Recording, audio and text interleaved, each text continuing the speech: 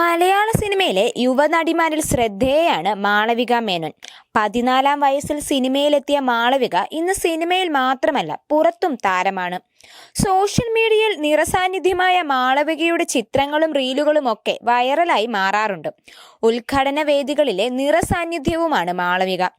അതേസമയം സോഷ്യൽ മീഡിയയുടെ നിരന്തര ബുള്ളിയിങ്ങും മാളവിക നേരിടാറുണ്ട്.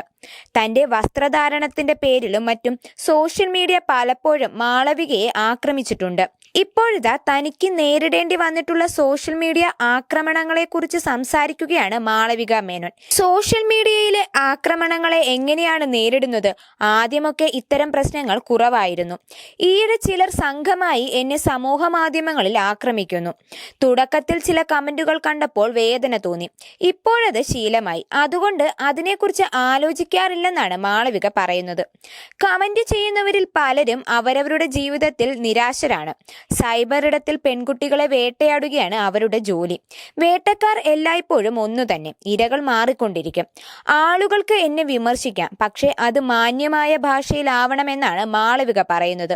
പ്രണയത്തെക്കുറിച്ചും വിവാഹത്തെക്കുറിച്ചും മാളവിക സംസാരിക്കുന്നുണ്ട്.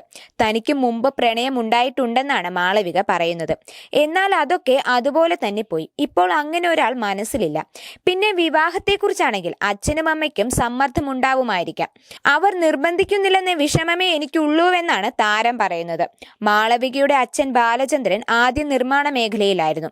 അപ്പോൾ ഹോട്ടൽ നടത്തുകയാണ്. ശ്രീകലയാണ് അമ്മ. കൊടുങ്ങല്ലൂരിലെ നാട്ടിൻപുറത്ത് വളർന്ന സാധാരണ പെൺകുട്ടിയാണ് താൻ. അങ്ങനെയുള്ള ഒരാൾ 4 ആൾ അറിയുന്ന നായികയായി മാറിയിട്ടുണ്ടെങ്കിൽ അതാണ് സിനിമ നൽകിയ ഗുണം. അറിയുന്നു എന്നത് ഒരേ സമയം ഗുണവും ദോഷമായും മാറിയിട്ടുണ്ട്.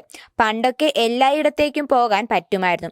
ഇപ്പോൾ മാസ്ക് ഇട്ട് നടന്നാൽ പോലും ആളുകൾ തിരിച്ചറിയും. സ്വകാര്യത നഷ്ടമായി എന്ന ദോഷം ഇതിനൊപ്പമുണ്ടെന്ന് മാളവിക പറയുന്നു.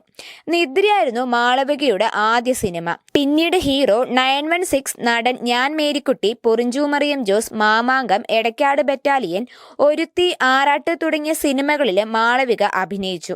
മലയാളത്തിനു പുറമെ തമിഴിലും തെലുങ്കിലും മാളവിക സാന്നിധ്യം അറിയിച്ചിട്ടുണ്ട്. തങ്കമണിയാണ് മാളവികയുടെ ഒടുവിൽ പുറത്തിറങ്ങിയ സിനിമ. Once upon a time in കൊച്ചിയാണ് മാളവികയുടെ പുതിയ സിനിമ. നാദിർഷയാണ് സിനിമയുടെ സംവിധാനം. പിന്നാലെ ഹാപ്പി ന്യൂ ഇയർ എന്ന സിനിമയും മറ്റു സിനിമകളും അണിയറയിലുണ്ട്.